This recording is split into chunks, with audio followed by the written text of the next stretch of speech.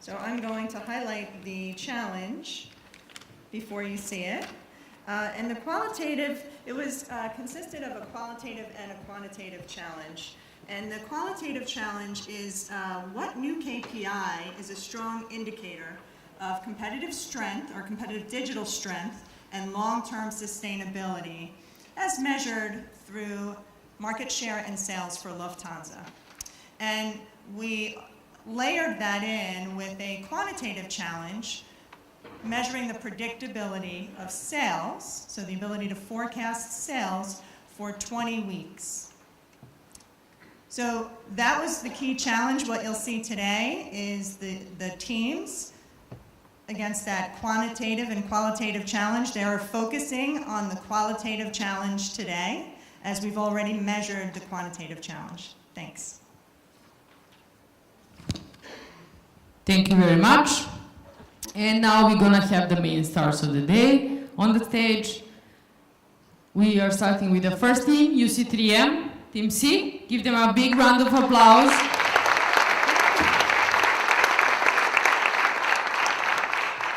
Thank you very much. You can start.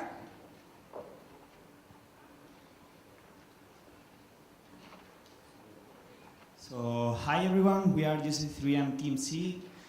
We are here today to present you the work that we have done on the Lufthansa challenge. So, first, let me present you our teammates. So, we are Alberto, and me, Pelayo, PhD student at Universidad Carlos III de Madrid, and Roberto, a senior researcher from NEC Europe. So, in this challenge, we have two different goals. The first one is predict the future sales of Lufthansa for a certain period of time, in this case 20 weeks. And the other one is identify a KPI that reflects the Lufthansa competitive digital strength. So in this challenge, we have defined the digital strength as the set of online signals like advertising, opinions, and social comments in order to know if they are influencing the future of the company in terms of share and market share.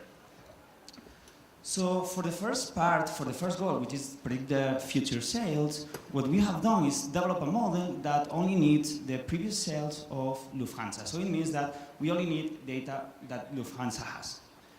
So we developed the model, which has a very high accuracy. We have obtained a very good results.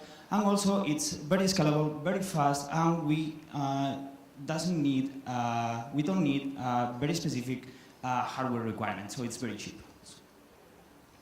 However, if we move to the market share, there are some parts that our model is not able to explain us. For example, these three drops. So, in order to know what is happening there, what we have done is identify our KPI that we call customer happiness.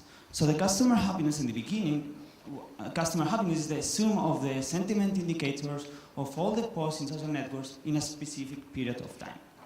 So in the beginning, what we have is a value 0, but when someone is talking about Lufthansa, for example, in Twitter, for example, in this case, Mary is complaining about the food that Lufthansa is delivering. So our customer happiness decreased below 0. So we are continuously collecting information from different social networks and so on. So for example, in the last case, Peter really likes to fly in an A380 airplane. So if our customer happiness is over 0, it means that the image of the company, of the brand, it's good. However, if the value is below 0, it means that Lufthansa has to react because there's something that is not working properly. So, in order to know that if our metric is working correctly, what we have done is use it with the data that we have. So, for example, in the graph, we represent the market share that we have presented in the previous slides, and also we present the customer happiness value, which is the black line. So we can see that when the customer happiness goes down, I mean decrease, there's also a drop in the market share.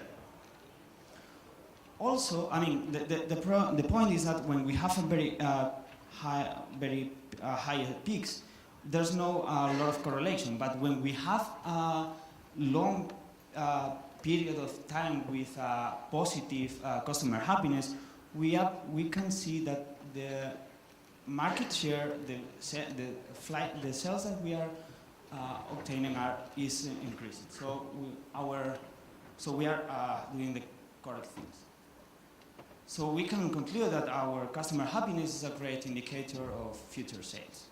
However, you can ask, yeah, but how can you apply this for real life? So the good thing of our metric is that we can know our weakness and our strength. So, for example, in the left part, there are a lot of consumers, a lot of people that are complaining about the food.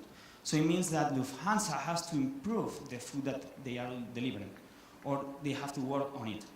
And also, we are seeing that a lot of people like to fly in a certain type of aircraft. So it's good. So this provides a lot of information to Lufthansa because he has time to react. So another good thing of our metric is that we can scale it a lot, and we can provide more and more data because it's very fast and we don't need a lot of resources.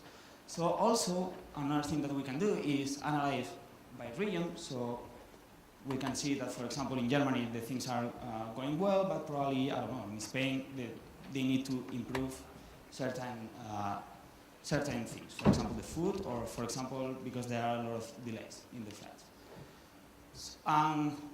Another good thing is that we can also compare Lufthansa with another companies, because we can collect the information from other companies. We are extracting this information directly from Twitter, from Instagram, from Facebook, from social networks, and it's very easy to collect this data.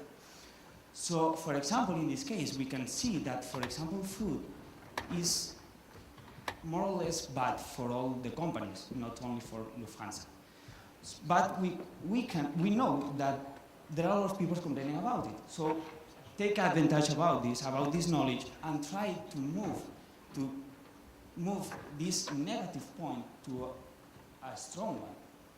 So, for example, we can create market campaigns, like a very well-known chef offering products for Lufthansa, or preparing the menu for Lufthansa. So we can work on it in order to move weakness to something strong, something that can help our brand.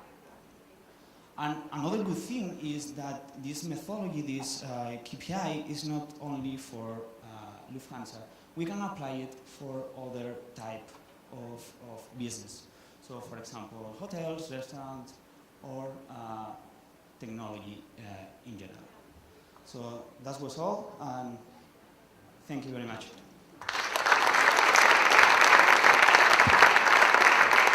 Thank you very much.